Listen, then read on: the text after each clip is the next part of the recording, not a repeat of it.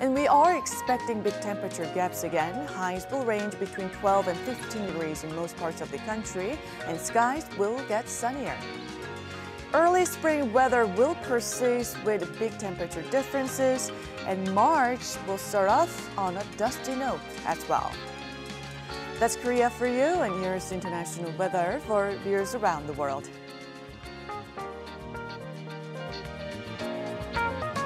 Rather chummy. Does it suggest to you that something big could potentially be in the works in the coming hours? Not necessarily. I mean, I think that the most important part of summitry from Donald Trump's point of view, and probably from Kim Jong-un's point of view as well, is the spectacle of it. And it's important for them to demonstrate that they, first of all, are the ones in charge. This is not a negotiating team. This is not, a group of people. It's one-on-one. It's important for them to demonstrate that they have a good relationship. It's important for Kim Jong-un to show back home that he is negotiating with the leader of the most powerful country in the world. But it's also important for Donald Trump to demonstrate that he is negotiating with anybody. I mean, that's the major plank of Donald Trump's presidency, is his ability to negotiate. So far, he hasn't really been able to succeed in that realm in many places around the world, and certainly not at home. So it's extremely important for him to demonstrate as well that he can negotiate successfully. And the optics of a one-on-one dinner for both of them is very important. Well, yes, he's going to have to sell this deal to the American audience back home. A great many skeptical people out there, including the Democrats, that could potentially block any kind of deal he reaches with Kim Jong-un. Now, moving on, there are a number of reports suggesting the two sides will agree on the closing of key North Korean nuclear facilities and the lifting of sanctions against the regime, particularly if there's verification of the dismantlement and even a possible peace agreement. Do you think these are realistic expectations in Hanoi? I would like to believe that they're realistic. Of course, they also go against at least a decade of U.S. strategy, which has been to demand that North Korea basically give up its nukes before it sees any kind of lessening of sanctions or any other incentives. In other words, CVID, as you put it in the big deal, complete, verifiable, irreversible disarmament, dismantlement. So if we do see some intermediate step, well, that is in fact what North Korea has been demanding all along, that there be incremental steps forward. Personally, I think that is a better idea because CVID and the insistence on CVID has been a non-starter negotiating-wise. So if we do see something like the closure of Yeongbyon and even if symbolic reduction of sanctions, I think it's an important first step and it can be built upon. And President Trump has described North Korea as a country with huge economic potential. He's been laying it on pretty thick, likening the country to Vietnam's development. The United States and Vietnam sharing a relatively close relationship these days after many years at war with each other. Do you share President Trump's sentiment in regards to this? And what things do you think North Korea could learn from the host country? Well, I would like to believe that North Korea can be a very effective economic power at some point in the future. It does have a very educated population. It has some natural resources which are important. It has a large number of engineers, for instance. So it could turn around rather quickly. The challenge, of course, is that it's a relatively small country, 25 million people or so. So we're not talking about a China of more than 1 billion people. In other words, not a huge market that American businesses are interested in.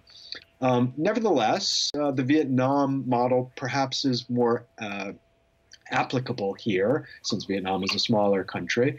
And I think it is important that they're meeting in Vietnam for two reasons. One, to demonstrate that the United States can bury the hatchet with a former enemy and move forward. And two, that can take place and I think both sides are kind of sending this signal, that can take place in a situation in which China is no longer the kind of sole partner. In fact, may not even be a key ally for North Korea. We must remember that Vietnam and China, despite being both communist countries, do not get along very well. So this is a signal by the Trump administration, hey, you don't have to depend on China. There are other paths out there for you geopolitically. Well, I'm sure President Trump would love to drive at least a bit of a wedge between the North Koreans and Chinese government. Dr. John Pfeiffer, Director of Foreign Policy in Focus at the Institute for Policy Studies, thank you ever so much for your insights. Thank you very much.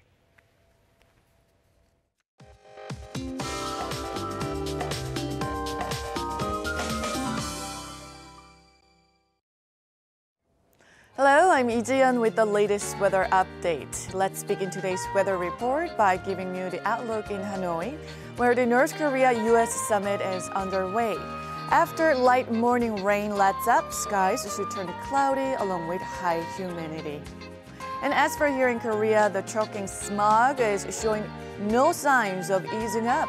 The capital area, parts of Gyeonggi-do and Jeollado provinces could see very bad air during the day, so it seems like a face mask is a must today.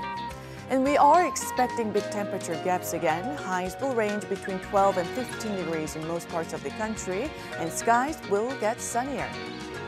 Early spring weather will persist with big temperature differences, and March will start off on a dusty note as well. That's Korea for you, and here's international weather for viewers around the world.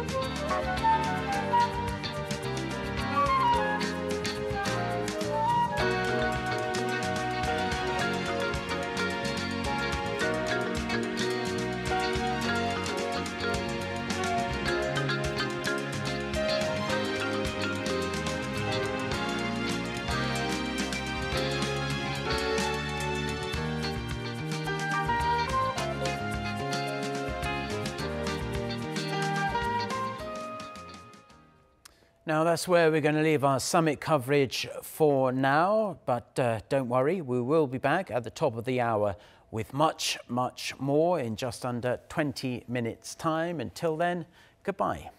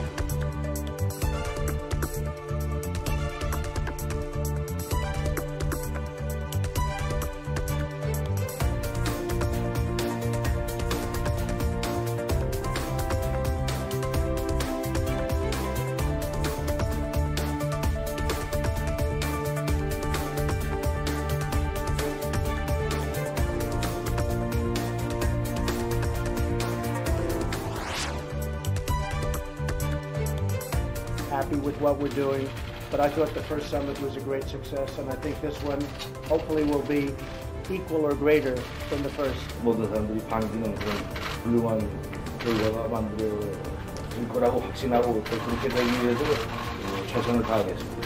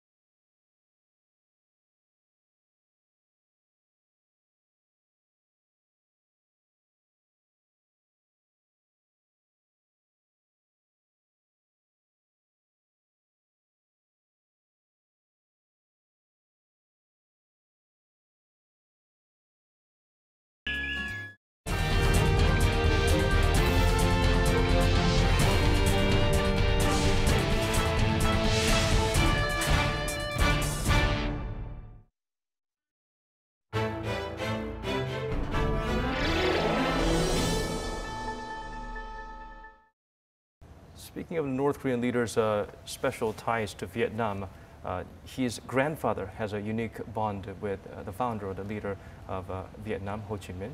So, founder of North Korea, Kim Il-sung, he visited Vietnam in 1958 and 1964. So, at that time, Kim Il-sung also used train in part of his journey to Vietnam. And at the same time that while he's traveling to Vietnam, he met Mao Zedong twice. So there was a speculation that Kim Jong-un wants to emulate his grandfather's journey to Vietnam this time. And there's also another speculation that Kim Jong-un might be meeting President Xi Jinping on his way back to Pyongyang. But the problem for that kind of scenario is that China is going to have the biggest political conference in from March 3rd and March 4th. So, and Dr. We are seeing some interesting developments there with the bodyguards stepping out of the vehicles. Yes, it seems like a lot of vehicles actually arrived at a certain place and people looking like North Korean guards just got out of the car. They're running around. It seems like North Korean leader Kim Jong-un is on his way to, and we're seeing North Korean and American flags lined up. And we are going to see the leaders finally making contact. So the leaders of North Korea and the U.S. coming in to exchange greetings for a photo op, meeting for the first time since June 12, 2018. A much softer handshake and immediate exchange of pleasantries and smiles, always a good sign. Intimate smiles on their face. But it seems like that Kim Jong-un's face is more tense than last year. Right. He has more smile than last year, but he shows some kind of tenseness. Trump is speaking. Have you walked back at all on denuclearization in North Korea? No. Thank you all very much. Thank you. Mr. President, are you going to share an Anglo-Korean war start? We'll see. We'll be seeing. Thank you. Thank you all very much. You're coming back.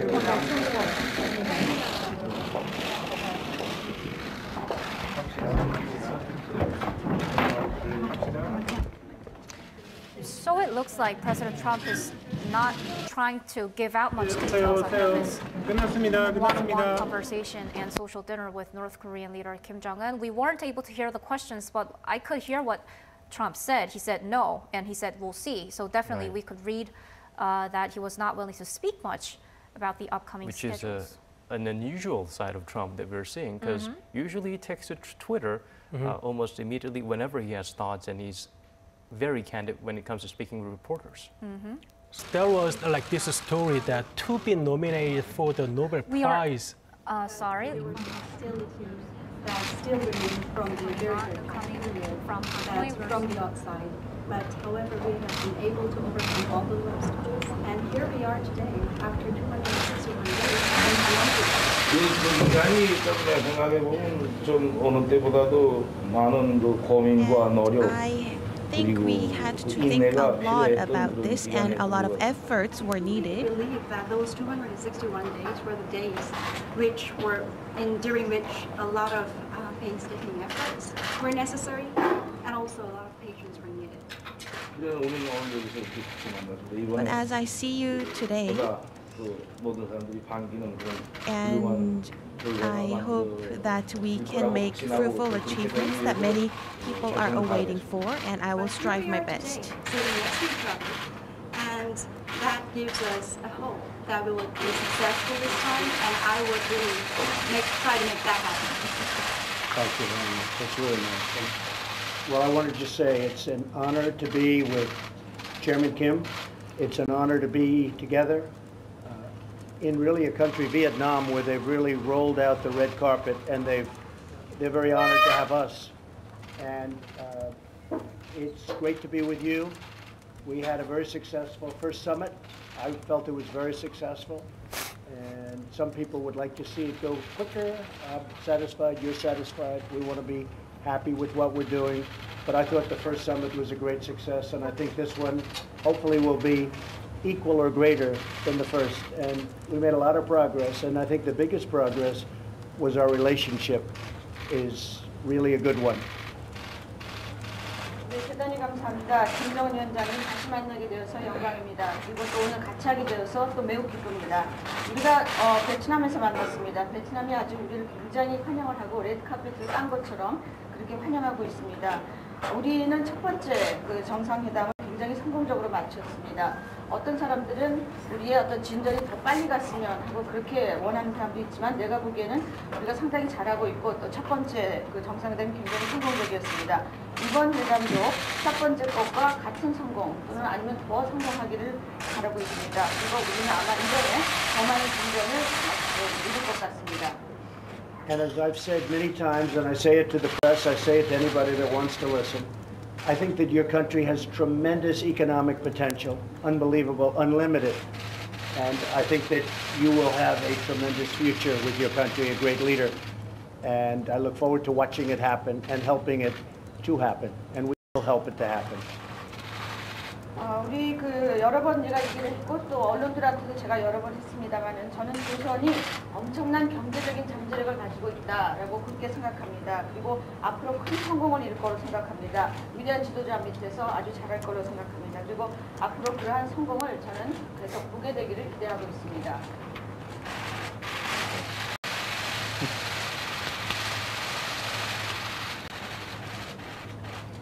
Thank you all very much. We appreciate it. And we're going to go have dinner. And then we have some big meetings scheduled for tomorrow. And we'll see you, I guess, at a news conference at some point during the day. Thank you very much.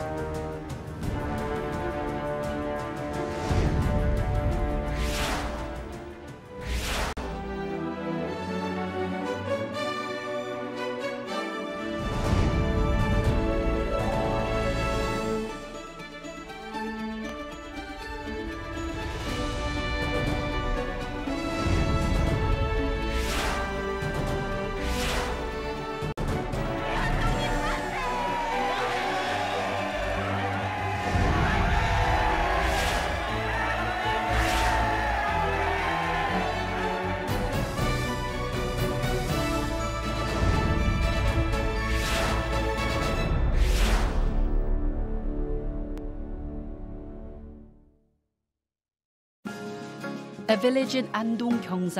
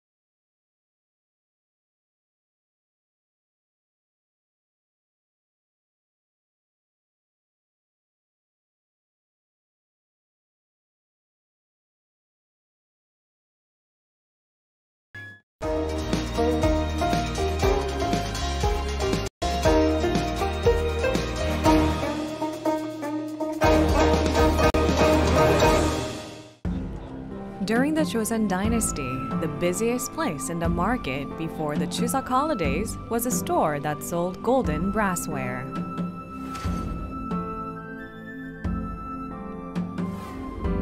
Brassware stores in Ansong were especially famous for their quality. There were always long lines of customers. People spoke highly about the wares, saying brassware customized in Ansong were the best. The origin of the term Ansong 맞춤, meaning a perfect fit, came from the high-quality brassware made here, and there is little known fact about Korea's history in these words.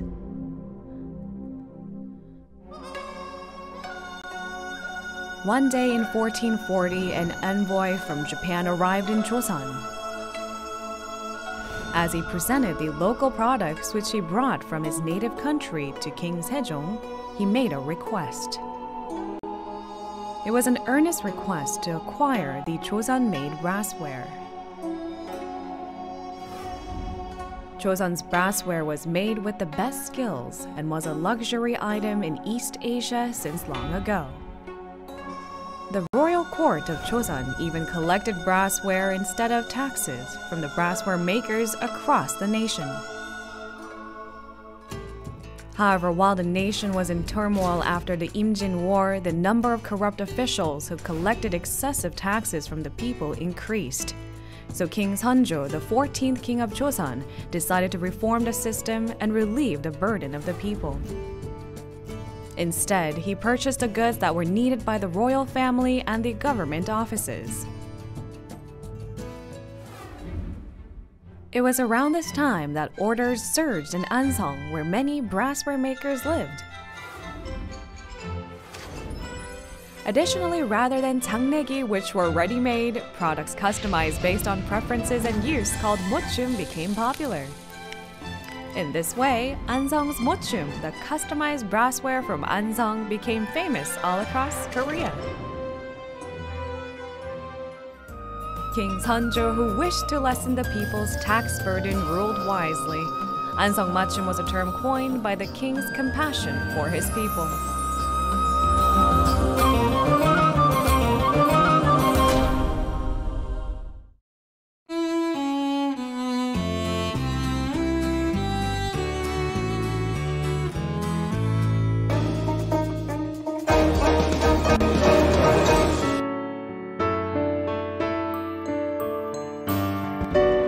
During the Joseon dynasty, the busiest place in the market before the Chuseok holidays was a store that sold golden brassware.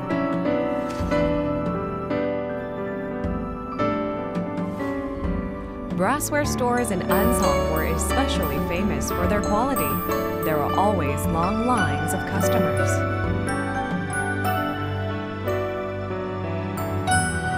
People spoke highly about the wares, saying brassware customized in Ansong were the best. The origin of the term Ansong 맞춤, meaning a perfect fit, came from the high-quality brassware made here, and there is little known fact about Korea's history in these words.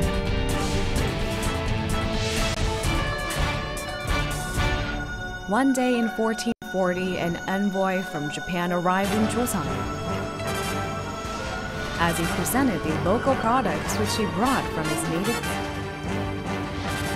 country to King Sejong, he made a request. It was an earnest request to acquire the Joseon-made brassware. Hello and thanks for joining us for our North Korea-US Joseon's Summit brassware was special made with edition the best of skills Arirang and News was a today. luxury I'm item Mark in Broom. East It's Asia 10 a.m. since on long Thursday ago. morning here in Seoul and The 8 royal a.m. court in of Joseon. Hanoi, the host city of the second summit between the leaders of North Korea and the United States. And even Let's collected start brassware with instead of our taxes ongoing from the coverage brassware of the Kim Jong-un President Trump meeting in the Vietnamese capital.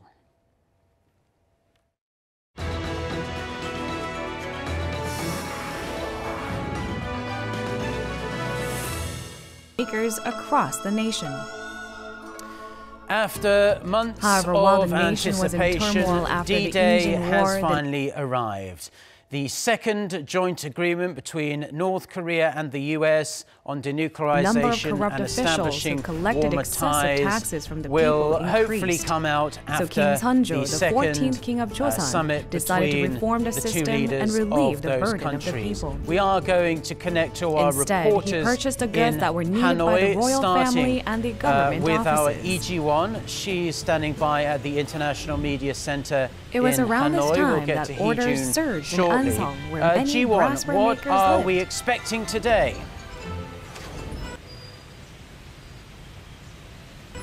Additionally, rather than tteokbokki, which were ready-made products customized based on preferences and use, called mukchung became popular. At the Sofitel Legend Metropole In this Hanoi, way, and it Ansong's generally mukchung, looks the similar to the one customized back in brassware from Singapore Ansong last became June. famous Now, all to give you across a Korea. rundown of today's schedule, the leaders will first have a one-on-one sit-down again starting 9 a.m. local time. They will then have an expanded bilateral meeting where we will once again see the key North Korea-US delegates in one frame. And while we're not sure how long those talks will last for, the group will have a working lunch 2 hours later at around noon. And slightly past 2, the leaders will seal the deal of their Hanoi joint